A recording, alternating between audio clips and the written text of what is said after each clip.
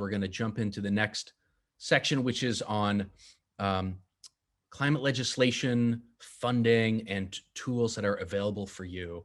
So first up, we have Neil Matuka, an air pollution specialist from the California Air Resources Board. He's going to make a presentation for us on legislation. Welcome, Neil. Thank you. Happy to be here. All right. So kicking this off, good morning. My name is Neil Matuka. I'm the local government climate action planning liaison at the California Air Resources Board.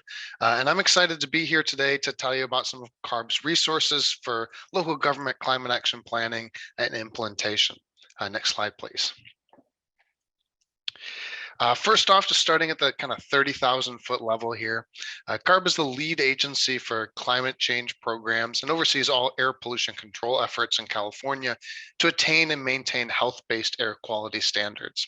This means that it is our job to help the state and local and regional jurisdictions to take meaningful action that's tied to science-based targets and programs. The next scoping plan, which is our state's climate action plan for 2022, we'll look at carbon neutrality and how to get there. And as you can see, carbon neutrality is really the goal that we should all be looking for by 2045, according to the IPCC, and is increasingly the target that we're seeing at local and regional climate action planning efforts. CARB sees this as well, it is a state target, but it's a good opportunity for us to combine our air quality, toxic, and climate goals into one vision. Next slide, please. There's a lot of information. But I just want to say one of the most common questions we get around CAP development is what exactly are the state's climate goals and what targets should we as a jurisdiction use? So we put together a table that highlights some of the key high-level legislation, executive orders, and regulations that are guiding the state's pathway and provide a good framework for interested jurisdictions. This table is not exhaustive. It is not, nor is it comprehensive. In the interest of being able to fit everything into a slide that folks could still read, we abbreviated the key policies and didn't include some of them. But these are really some of the high-level targets. You can really see the 40% reduction in GHG emissions by 2030, our climate neutrality goal of 2045, and some of the other policies that form that pathway towards 2045 carbon neutrality. Next slide, please. CARB believes that local jurisdictions have an important role to play in climate action. Local and regional jurisdictions already cover the majority of the state's population with their caps, and we see key sectors where emission reductions will not come from state action alone. We need local and regional stakeholders to help. In order to help promote climate action, CARB has developed a number of resources, and I'd like to highlight those three for you today. Next slide, please. Well, so you can see what we've done here is circled 4 sectors that we really think local jurisdictions have key control over and can actually see the majority of their emission reductions come from these sectors. Next slide, please. The first resource I'd like to highlight is our coolcalifornia.org suite of resources. Cool California's goal is to be the one-stop shop for all Californians to take meaningful action on climate change. For local governments, we have a climate action plan development toolkit and guidance, strategy guidance, as you can see in these strategy categories, and policy calculators. We do include a number of resources that allow local jurisdictions to estimate the potential impact of specific policies if implemented in their jurisdiction. Next slide, please. We also have our climate action portal map, or CAP map. The CAP map is an online interactive GIS map that lets the user search by climate action plan strategy, plan type, target year, other demographic information about jurisdictions, really in order to find best practices and key strategies from other jurisdictions around the state. We're working on updating this on an ongoing basis, so it should be fairly up to date at any given time. Please let us know if you don't see your plan in here and like us to update it. But for the most part, this has most of the climate action plans and most of the strategies for every plan that's a CAP or CAP related, so a sustainability plan, for example, in the entire state. Next slide, please. And lastly, I wanted to highlight our newly relaunched Funding Wizard. Many of you have probably used this in the past, but we just launched our new version of the site. This includes a improved search functionality. And the Funding Wizard is a searchable database of sustainability related funding opportunities.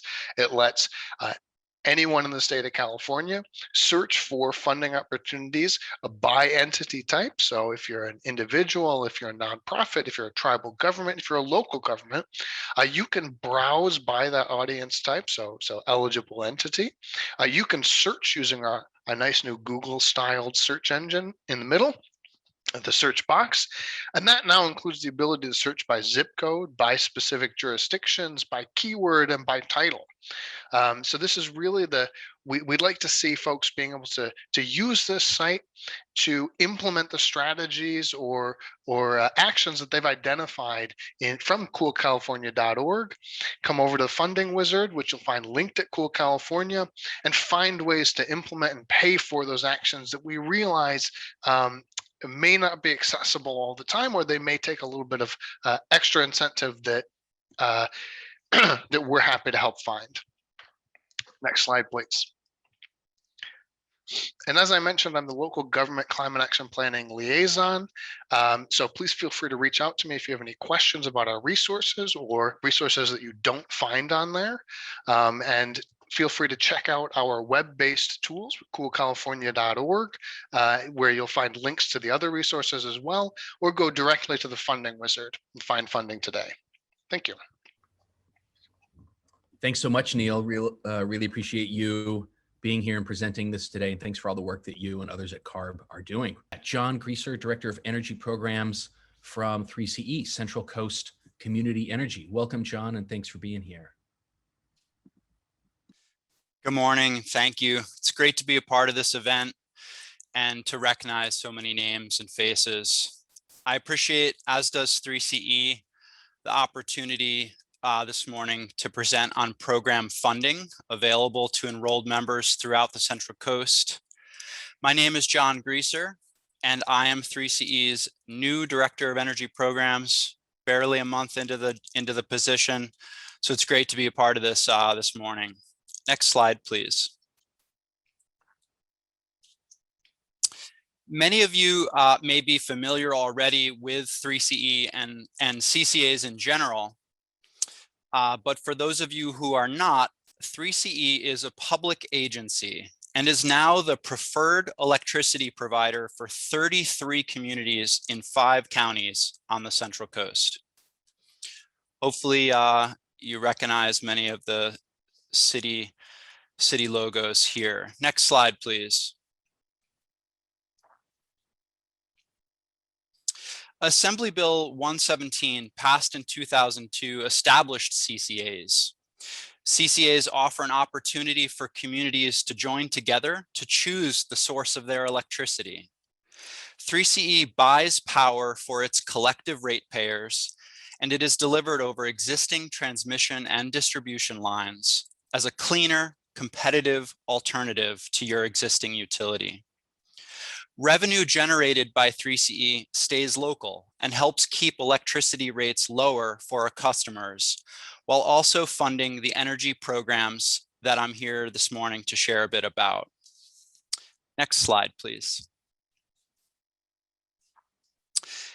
The Electrification Education Grant Program is 3CE's newest program in our lineup and was just launched this week on Monday.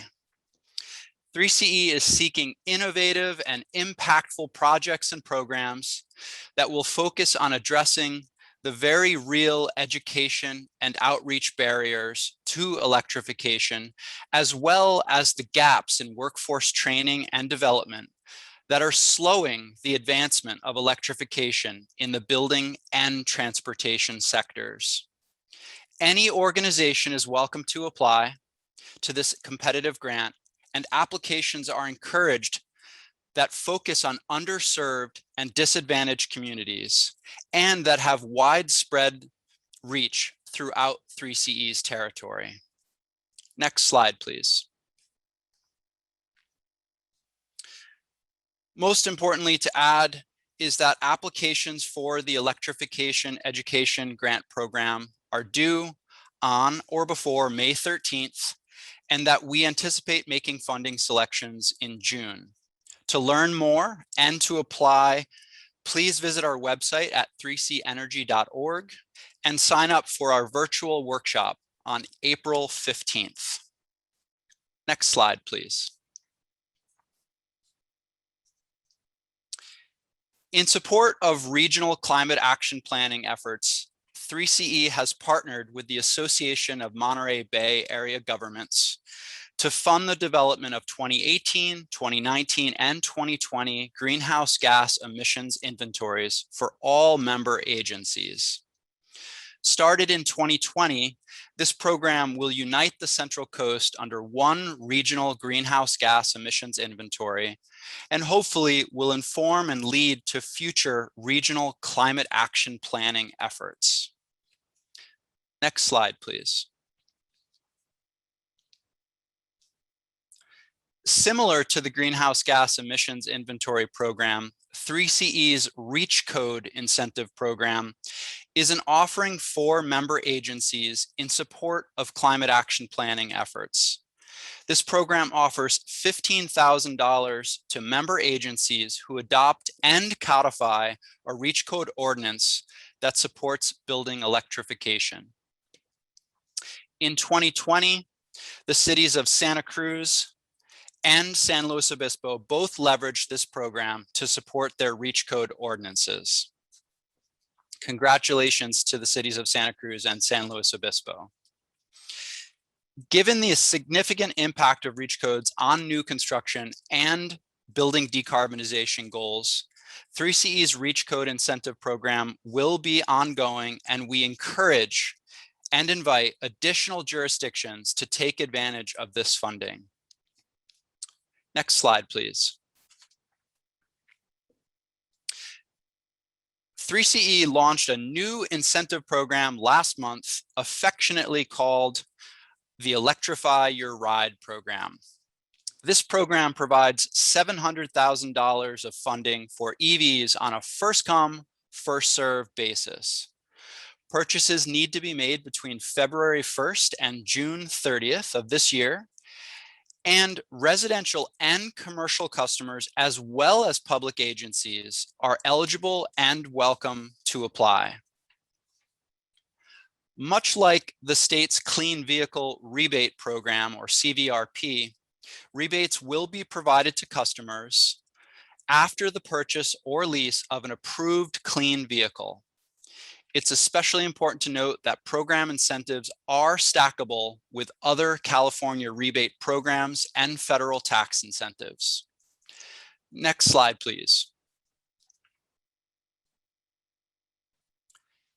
Here's a breakdown of incentives offered under 3CE's Electrify Your Ride program, including for battery electric vehicles, which are your fully electric vehicles, plug-in hybrid electric vehicles, sometimes known as PHEVs, hydrogen fuel cell vehicles, and electric motorcycles. As you see in this table, income qualified applicants are eligible to receive double the incentive amount. If you're interested in taking advantage of this program, please act quickly, as funds are limited and we've received nearly 70 applications as of the beginning of this week. Next slide, please. Thank you again. It's great to be a part of this event. And please don't hesitate to reach out to me if you have any questions about these programs or any others provided by 3CE customers, provided to 3CE customers on the Central Coast. My contact information is here, and I'll also add it into the chat. Thanks again. Thank you so much, John. Really appreciate you and 3CE participating in today's program, and Really appreciate everything 3CE does for this community and this region. I'd like to welcome back once again Ashley Paulsworth from the County of Monterey, who's going to talk about some other funding tools and opportunities.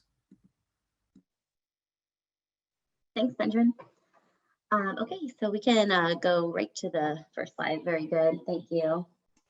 So what I know is that from that poll is that all of our, or most of our resources are limited. And I think, what that means to us is that we're trying to prioritize projects and actions that we're taking. And in order to do that, we really want to know the answer to a lot of these questions.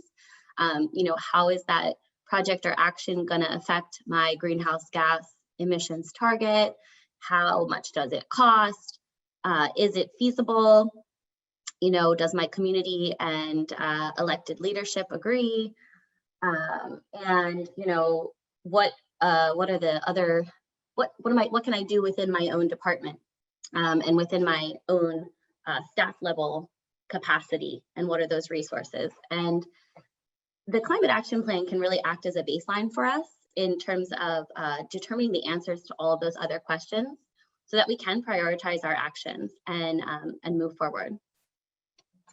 So next slide, and actually you can skip the next slide because it's sort of the same thing.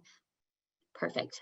So if we've kind of convinced you that you do need a climate action plan, or even if you just have a set of strategies that you want to implement, I wanted to share that you need to get involved in the budget process if you're not already. So a lot of us don't have operating budgets for our programs, and you really can't fund everything with a grant. So even though you might find a grant, you might need to have a match for that. And so you need to get involved with the budget process. And some of the grants that are out there, they will let you use your staff time as a match. So that's something to kind of think about as you're doing that grant search and as you're investigating what's available if you don't have that operating budget.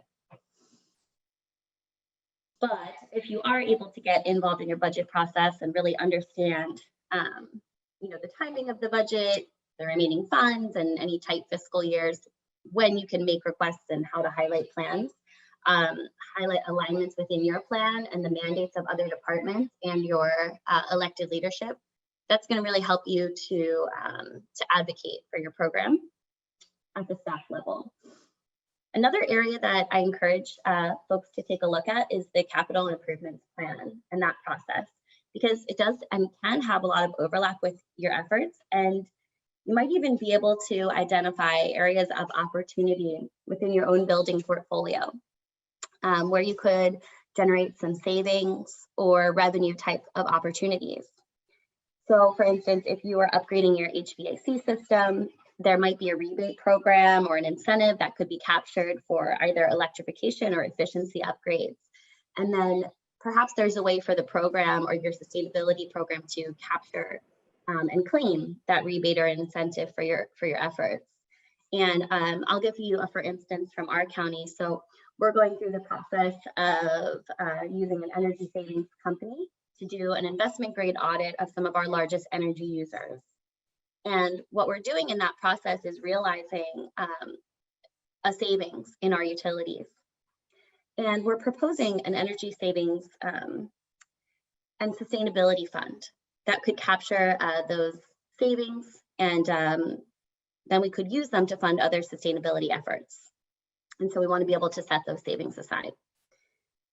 There's also other potential revenue generators that you could work on for a fund as well, such as leasing land for solar projects, creating carbon offset funds that either businesses or property owners can contribute to in order to either avoid certain land use requirements or to get additional benefits, such as increases in height or floor area ratio.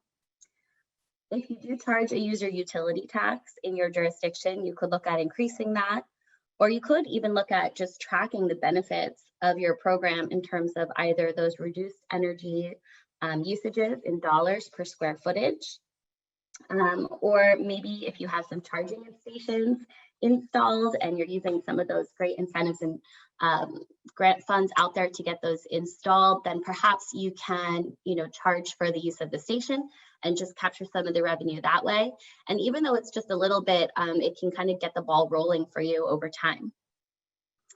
Okay, so the point that I'm trying to make here is that you should get involved in your budget process as much as possible, and maybe try to build a fund, and try to use that as one way to create a revenue stream or some set of funding. So we can move on to the next slide. All right.